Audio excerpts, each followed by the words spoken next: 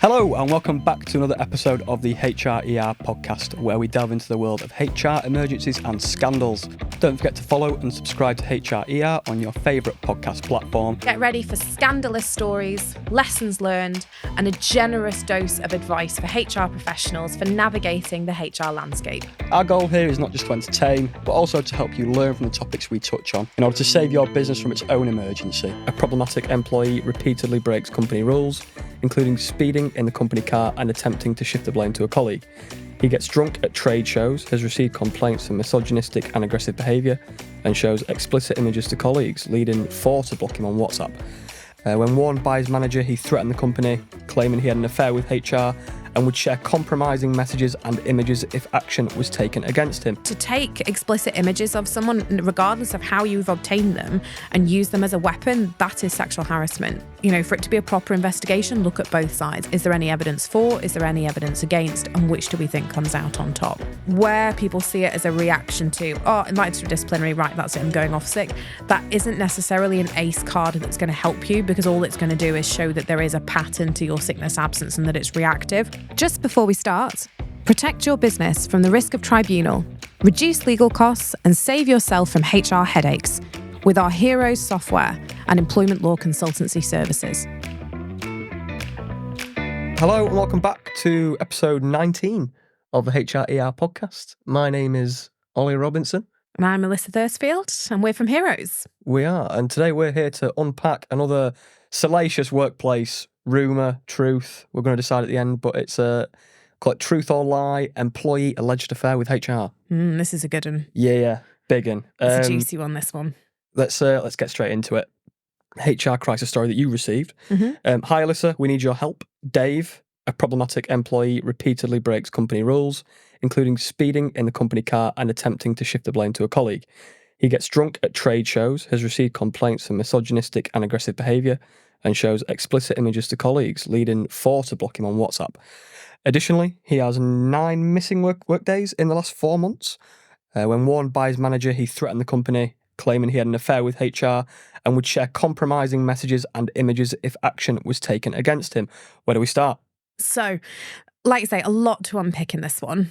So this is, sort of give you the context, this is a company where they manufacture and sell trade paints. So, for trade painters, decorators that are going out, want to, paint buildings. Factory type. So they're manufacturing the paint, and then you've got people who go out to the trade shows and they're sort of, selling their paint on the stands. This chap, he was relatively switched on in that he kind of knew how to play the system. So he's one of those where disciplinary would be brought, immediately bangs in a grievance, goes off on sick. He's been through this before. But this one was a first for me. So they have quite a large HR team, this business. So when we're talking about, which, that's what everyone's ears are going to prick up to here, isn't it? Is affair with HR.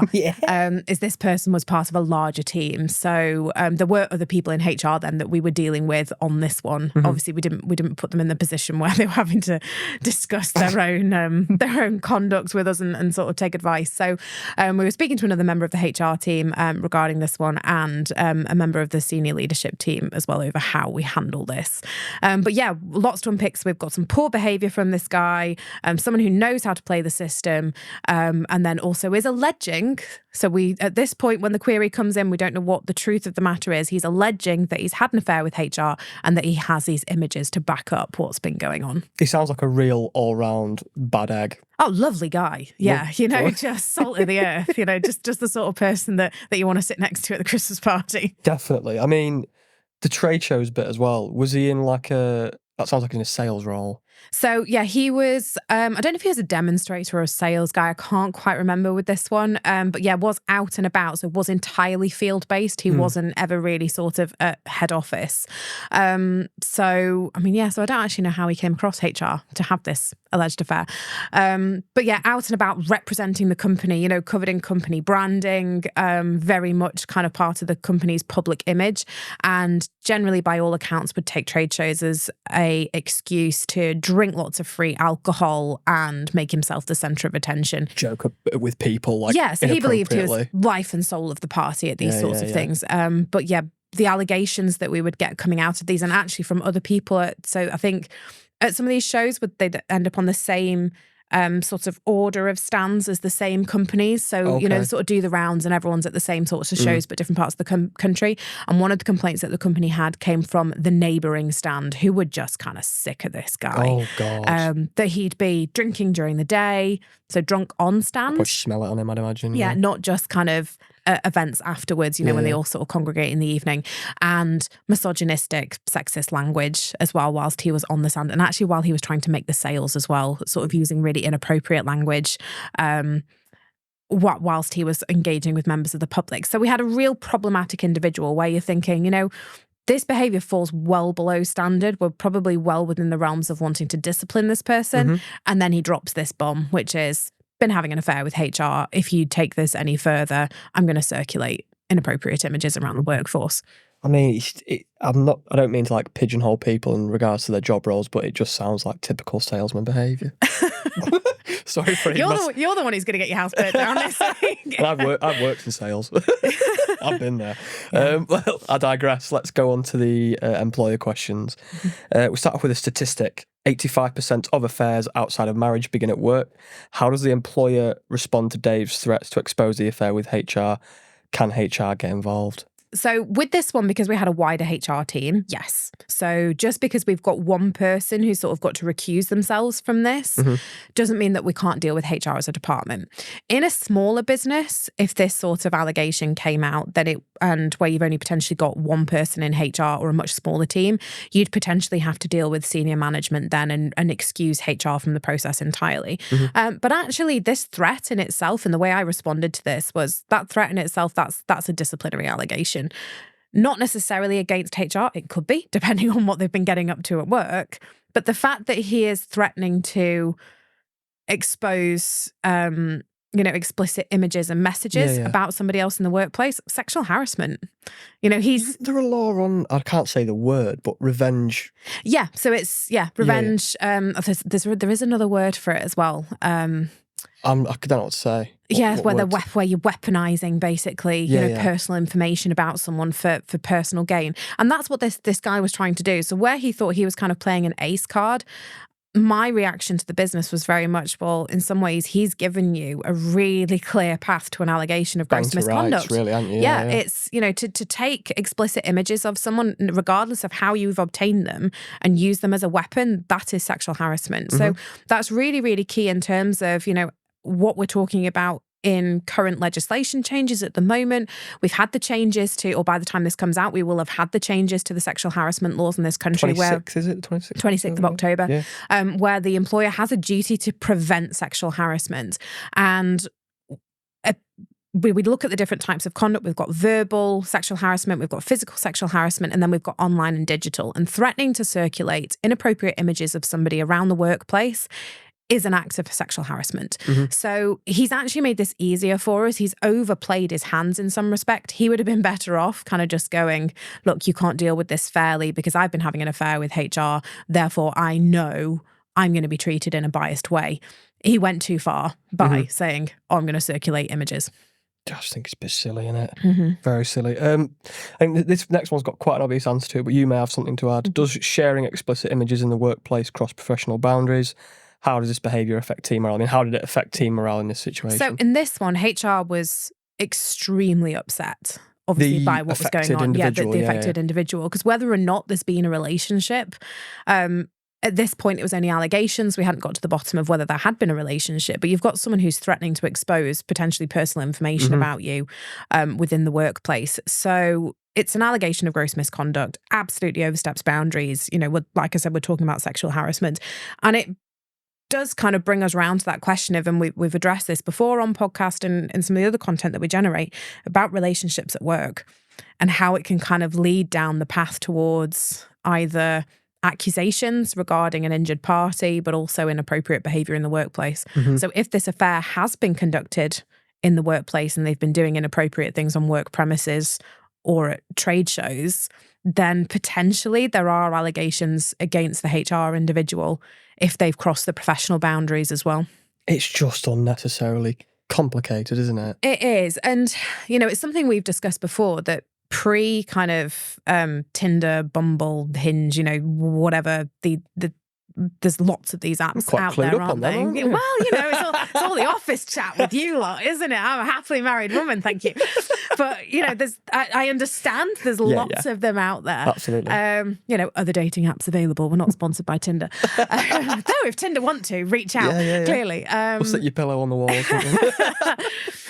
Meeting someone at work, that was, and as your statistic said, that was kind of the done thing. It was the place where you were exposed to other people, where you socialised with people, where you got to know people, spend as much time with people in work, pre-remote working, than you did sometimes with your family. 40 hours a week, innit? It's a long time. Yeah, it's a lot of time.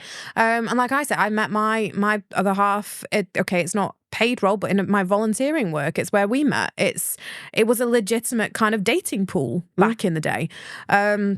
The number of lawyers that I know who've married other lawyers because they've either met them in the firms where they've worked or met them across courtrooms and things like that. Whereas these days, I think it's not necessarily more rare, but there's seen to be other ways that you can meet people because of the ability to connect online. But that doesn't mean that we necessarily see a decrease in this sort of thing where you've got people who have illicit affairs at work. I would look at it the other way. I would look at it as like, from a personal perspective, the online thing's like a bit... It's not very hands-on, is it, for lack of a better word?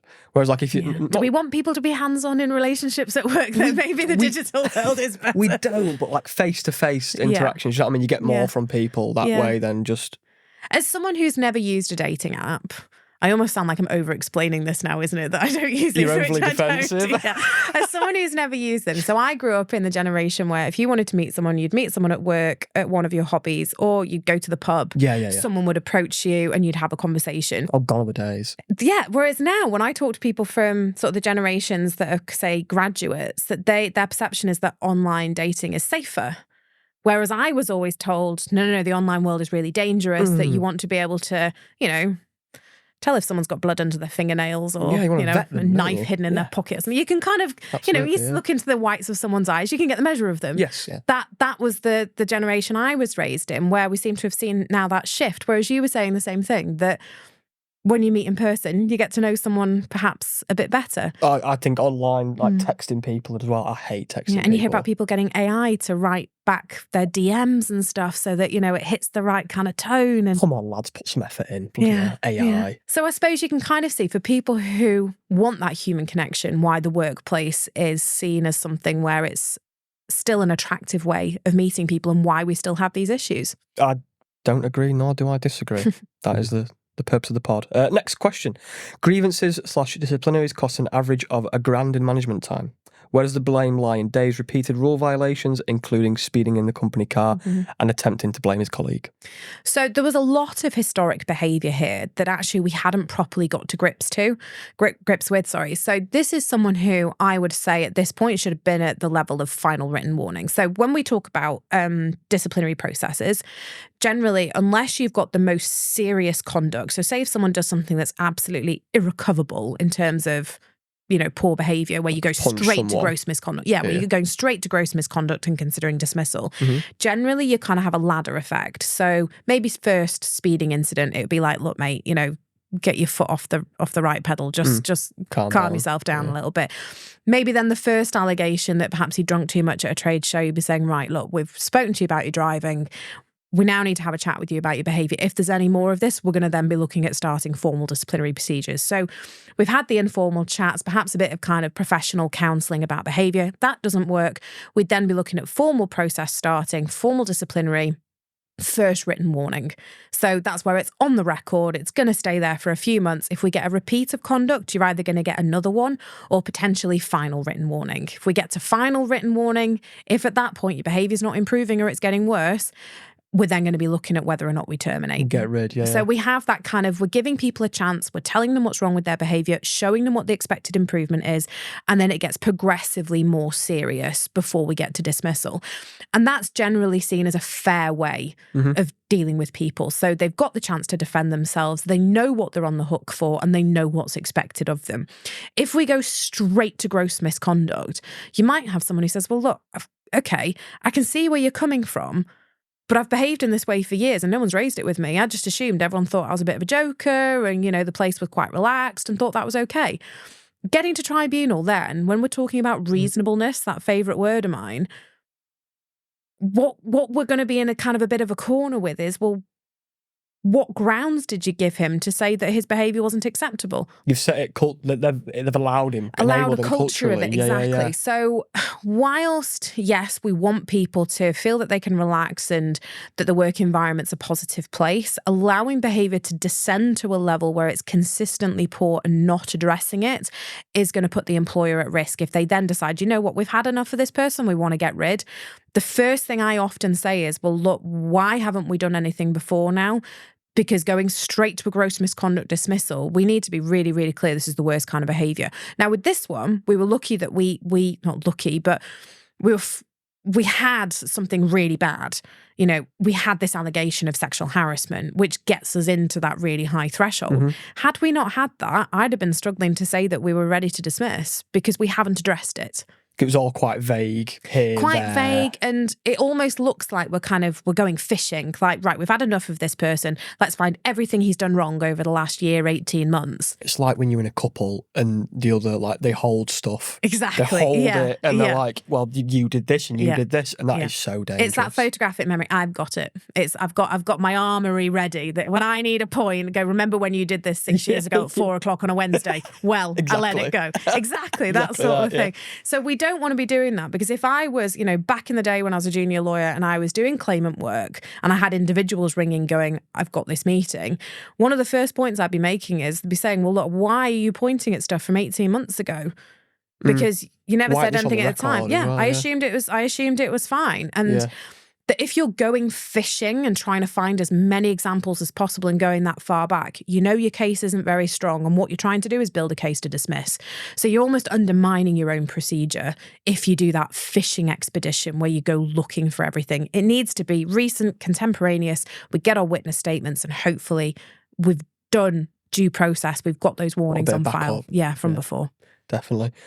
Final employer question. When should an employer investigate absenteeism and seek legal support if the employee is making threats? So with this one, he did go off sick. Okay. After he'd made the allegations. Well, you think I can't say that again. You know, I'd get my tyres slashed. Right. But you know, yes, the poor lamb was very ill while all this was going on. No, it was absolutely tactical in this case. We threw the grievance in. He raised allegations against HR, threatened to send inappropriate images around, and also went off sick. So with that, what I'll often then get the question from an employer is, well, can we start sickness absence proceedings? So his absence figures weren't that bad. There was a bit of a pattern of disciplinary goes off sick, but there wasn't enough under their policies to trigger the absence management processes. So when we've talked about that in previous pods, where we've talked about if someone's off, you know, we'll have triggers over either number of absences or how long they've been off. You call them in to talk about their attendance, how we can support you, you know, look, you need to try and improve. He wasn't kind of at that point. So my advice was, you're going to be jumping the gun. If he's just gone off sick and you bring him in for an absence review, well, he's only been off a day or two. So in that instance, we take the sick note and we say, thank you for sending your sick note in. I think we delayed the disciplinary by maybe a week, 10 days, to say, look, we're going to give you a bit of time to recover, to prepare yourself, a bit of extra time to prepare for the disciplinary. If you don't feel well enough to attend, feel free to put your written submissions in and we can send you the questions that we're going to ask you so you can prepare. We weren't putting this one off because it was exceptionally serious. He'd also initiated a grievance process that he wanted dealing with. So he said he was well enough to attend that, but not a disciplinary. He can't have his cake and eat it. So it's these situations where sort of your legal advisor really comes into their own, because there's so many moving parts. We've got the sickness absence, we've got the grievance, and we've got this disciplinary issue, and we've got poor HR to deal with as well. And it's those decisions over, do we pause processes? Do we run them parallel to each other? How much sympathy, support, welfare do we give, balanced with the fact that we're dealing with something that's gross misconduct?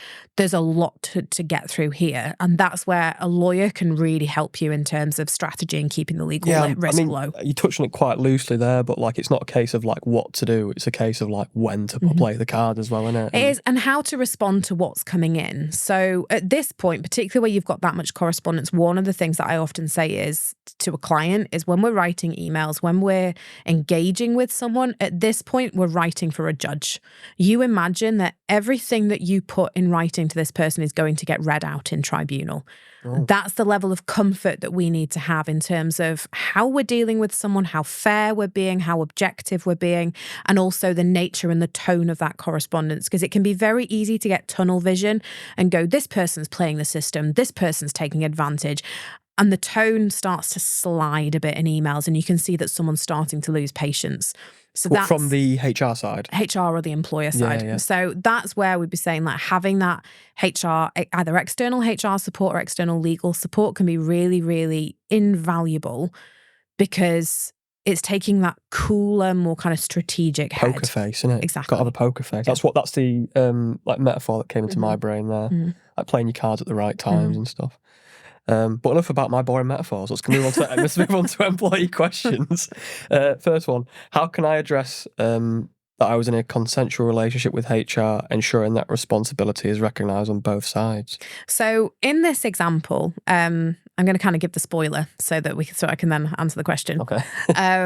HR denied that there ever had been an affair, and he was unable to substantiate it. So we didn't go as far as saying to him, well, come on then, show us your hands, show us what you've got. What you got on your phone? To prove, get that hard drive out. Didn't particularly want to see HR in a state of undress. No, of course not. So we didn't exactly call his bluff, but we said, look, there's no evidence that there's a relationship been going on. It's been denied by the other party. And he never actually released any images. So in some respects, it was, a risky move because he could very easily have sent them, whatever he had around the workforce. But it appeared that he was. But that would have been he would have been in real trouble then, no? Like with the law. He would have been, but actually even threatening to do it's bad enough because he's placing her in such a violation of dignity. Can you get police involved in that case? That would be involving the police. And it was really distressing for her because then she was saying, well, look, I can't think of a situation where he would have been able to take any images of me. So then she was getting concerned, well, is there some sort of cyber stalking or other kind of more sinister stalking going on? Exactly. Which is weird. Particularly when there are events and things like that. So in this case, it wasn't an issue about it being consensual or non-consensual relationship because the relationship ultimately didn't happen. He used it as a weapon, the threat of it. So they were friends. She did attend trade shows, but nothing actually happened. In terms of consensual relationships then, when they've broken down and one party is alleging sexual harassment and the other is saying, no, this was a consensual relationship. Yes, it was an illicit affair, but it was consensual. It's mucky stuff, really, for lack of a better word, for HR to have to deal with. Because what you're doing is you're sat down with two individuals who are essentially going to probably want to talk about their sex life. Yeah. And you're going to have to get to the bottom of, because if one's accusing the other of sexual harassment, we need to get to the bottom of, is it unwanted conduct? Was it of a sexual nature? And did it violate someone's dignity? There's some really difficult questions there that we're going to be asking when we investigate it, because we have to investigate. So from a HR perspective, again, I would be saying it's something we want to be taking advice on, particularly if it's not something you yourself are comfortable discussing. So everyone has their own boundaries. And if you're presented with this sort of situation, it might be a case where, you bring in the big guns, you call someone like me who's got absolutely no issues with talking about anything like this, and can do an investigation for you to find out whether there's a case to answer. If there is a case to answer, then the company can then obviously take the disciplinary on themselves if that's what they want to do. But if you have got someone who's making an allegation that there's been a non-consensual relationship, that has to be investigated. And it could potentially be something, depending on your sector, where you're making safeguarding referrals or involving the police, particularly if you're in something like care, education. So in one of the previous pods when we talked about the stalking situation, when we had the carer and the nurse. Oh, yes. Whilst that was consensual, there were potentially safeguarding issues there because of where it happened. Yeah, absolutely. Next question from an employee standpoint. What steps can I take to refute the accusations of misogynistic and aggressive behaviour? With regards to stuff like this, do you often get like quotes That like the Yes. people have said. Yeah, so with this one, we had some very specific quotes. And actually, we had video recordings where someone had got so fed up of him that I think they'd set a phone on the next trade stand and just set it and let it record all day. And it was just sort of, so one, non-consensual recording, there's all sorts of GDPR issues going on there. But they said that they know that when it comes down to one person's word against somebody else and they wanted to do something about it, they said, look, it's offensive. It was putting people off visiting their stand. It was damaging their business. They were prepared to potentially take the ICO sanction to get shot of this guy. So Jeez, man. in this situation, the weight of evidence against him was very, very strong. If it's a situation where it's he says, she says, as an employee, going around gathering your own witness statements can be a bit of a dangerous move, particularly if you've been suspended. The terms of suspension often are you cannot talk to anyone. You have to sit on your hands and wait for us to contact you. If you believe there are people who can support your version of events, you should give their name to HR or whoever's dealing with the investigation and say, I believe there's people who have relevant evidence that is going to help in terms of my version of events. Well, you can't tell them what it is. The HR has to go digging and ask this person you themselves. could, but then you're going to be asked, well, how do you know what they're going to say specifically? It might sound like they've been coached. Okay. So it'd be, look, these are the people I want you to talk to, and it could be on this subject. But if you're able to parrot what the witness is going to say, it's going to suggest that you've coached them. Yeah. And the employer has an obligation when they're investigating to be balanced. They can't just go and build a case for the employer's side. They're supposed to, for it to be a proper investigation, look at both sides. Is there any evidence for? Is there any evidence against? And which do we think comes out on top? So if the employer looks like they are ploughing down just one route with sort of the blinkers on, then you can say, well, look, I would like you to talk to these people. And if they don't, then kind of address that and say, well, look, I believe these people can give relevant evidence. They haven't been spoken to as part of the investigation. So from the employer standpoint, we need to make sure that when we are doing investigations that we're being thorough, we're being fair in terms of how we're selecting our witnesses, and that we can show that we've been balanced so that we're not undermining that process from the start. Yeah, final employee question. It's hard. I mixed the two up. How can I provide evidence to my employer that my days off were due to genuine illness? Surely like a sick note. I mean, basics. Yeah, sick note. I mean, look, we're not expecting anybody to, Here's a recording of me in bed for 8 hours. Exactly, yeah. So sick note, if, you're seeing specialists or things like that, you've got the ability to self-certify for the first few days of sickness. Once you've been off for a week, then at that point, you're supposed to see a GP to get a fit note. So actually in those first few days, the employer's kind of got to take your word for it that you're not very well.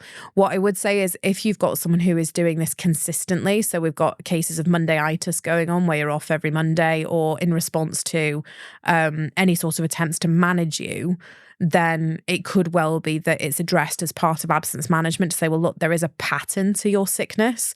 So where people see it as a reaction to, invited to a disciplinary, right, that's it, I'm going off sick, that isn't necessarily an ACE card that's going to help you, because all it's going to do is show that there is a pattern to your sickness absence and that it's reactive.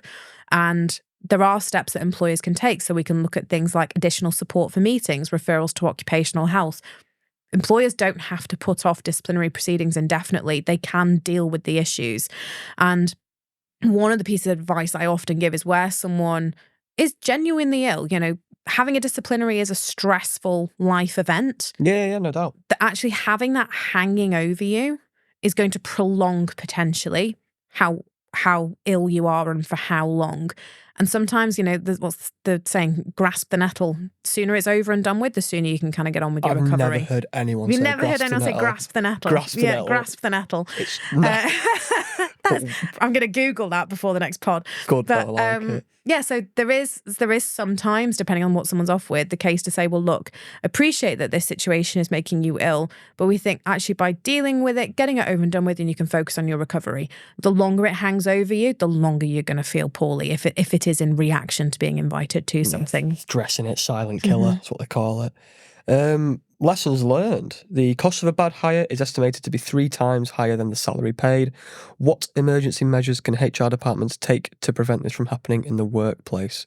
So it's looking at your recruitment processes and where we've got people who early doors are giving those indications that it's a bad hire, that we're dealing with behavior, that we are taking those informal steps, first of all, counseling them about what we expect in the workplace, making sure they've had the handbook and read the rules and know what's expected, but then that we don't allow poor behavior to continue. One thing that we need to be very mindful of, particularly with new Labour government and the changes that are going to be coming in terms of day one employment rights, is we need to be really, really hot on how we're recruiting and how we're vetting to make sure that we're getting the right people for our business in our business, because it is going to be harder to remove people without that elevated legal risk. And in some ways, it takes away that lazy recruiting that where companies are perhaps not interviewing, they're not following up on references, they're just getting a bum on a seat. But then when you don't know somebody well enough, you don't know if it's a good cultural fit, you don't know if they've got the right skills, experience, or, what their employment history has been like. Some of that responsibility for that bad hire has to fall on the company. It's not just the person who's getting away with that kind of behaviour. Absolutely. It's a recruiter's sort of issue, isn't it? Yeah, so working with a good, solid recruitment company can really pay dividends because, one, they often know the candidates that they're working with. They know the industries very well. And as they get to know your business, they're very good at matching people up. So the right people with the right businesses. And they can help you do some of that due diligence as well. So yeah, a bit of a plug there for recruitment companies. But I would say particularly as these changes, once they get published and they start to bite, that people are looking at what are their recruitment practices? What are their onboarding practices? We keep mentioning it and I don't want it to sound like a plug, but it's so important, and it's why it's in the Heroes software, is making sure that we are onboarding people properly, and that then when there are issues, that we get on top of them, that we are dealing with them properly. And again, it's why that we've put those disciplinary procedures and the ability to sort of give someone a slap wrist through the software, is to encourage employers to be proactive. It's not about being punitive. It's not about, dragging people down, but it's about being consistent in the way that we are telling people about how we expect them to behave at work. It's a data-driven game as well, isn't it? When you've got like turnover, recruitment success, it's a data-driven game. The more data you can accrue on who's doing well, what, where, and why. And it's going to be really, really important to be able to document and show your justification for why you've taken the action that you have as an employer. And that's why our system is as powerful it is because we're the only ones out there that are going, right, here is how we can guide you through a disciplinary process, how you can document it all along the way and show why I've taken the action that I have. Absolutely. Closing thoughts, summarise key themes. So what happened? Dave lost his job. Dave, shock horror, Shock Dave. horror. I was involved. Of course he lost his job. I'm joking. I'm joking. No, Dave lost his job. HR actually was massively traumatised by the whole thing. Not surprised. Company gave her a paid leave of absence. So not garden leave, not suspension. So, she said she wanted to take like a bit of a sabbatical and just kind of, and they were really supportive of that, which is really good. Yeah, nice. Because it was something quite traumatic for her to go through. Oh, yeah.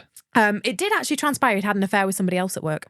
Oh. So the HR card that he was trying to play, I think that he was hoping no one would call this bluff, but he had been having an illicit affair with somebody at work, but it wasn't HR. Oh, jeez. And yeah, the record in terms of dings on the side of the car and speeding points went right down when this guy left. So it was happier workplace all round. What do you expect? Naughty Dave. Yeah, well, that is about all we have got time for, but pleasure speaking to you as always. We're back. We've hit the ground running again, haven't we? We have. We have. Anything to add? Episode 20 next. Episode 20. Which means... We're one away from 21, which means we're going to be in the top percentile of podcasts, and I've mentioned that about 4 times on here. That's what we're aiming for. We're coming for it. Thanks for watching. Like, comment, subscribe, and we'll see you next time. Until next time, we're your hosts signing off from HRER. Take care of your HR and may your workplace be disaster-free. Before we go, a big thank you to you for tuning in, and don't forget to subscribe. If you have your own ER stories or suggestions for future episodes, reach out to us at Heroes or on social media, or even hrer@heroes.co.uk. As we navigate the maze of workplace blunders, remember that no organisation is perfect, but by sharing these stories, we can all work towards creating healthier, happier and more productive workplaces.